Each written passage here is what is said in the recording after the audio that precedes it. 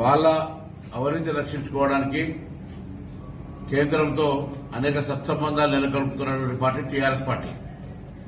ఇన్ని తప్పులు జరిగినాయి, జైలు పంపుతాం, అవినీతికి నిలయమైంది, ఏటీఎం అయింది కాళేశ్వరం అని చెప్తున్నటువంటి బీజేపీ పార్టీ 10 ఏళ్లలో ఇగో జైలు కోతారు, అవ జైలు కోతారు అన్నటువంటి వాళ్ళు ఎందుకు జైలుకు పంపలే, ఎందుకు అరెస్ట్ చేయలే, ఎందుకు చర్యలు తీసుకోలేదని అడుగుతాను.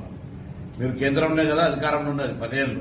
వాళ్ళ రాష్ట్రంలో అధికారంలో ఉన్నప్పుడు ఏటీఎం మారిపోయింది. తెలంగాణ రాష్ట్రంలో కాళేశ్వరంలో తదితరులు ఉన్నారు. ఇది వచ్చిన తర్వాత ఎంక్వైరీ కమిషన్ వేసినాం, దాని విచారణ జరుగుతూ ఉంది. ఇతరత్ర కూడా అనేక రకాల కరప్షన్స్ బయటికి వస్తూ ఉన్నాయి. ఇవన్నీ చూసి భయపడి బీజేపీ శరణు కోరితే బీజేపీ టీఆర్ఎస్ కలిపి తెలంగాణ ప్రభుత్వాన్ని బలీనం చేయాలని ఎన్నికైన నెల రోజుల్లోనే చెప్పారు. ఈ ప్రభుత్వం కూలిపోతుందని ఇద్దరు పార్టీలోనూ.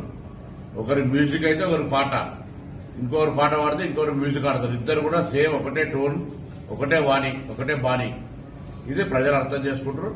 ఏదేమైనా ఇప్పుడు జరుగుతున్న కార్యక్రమాలు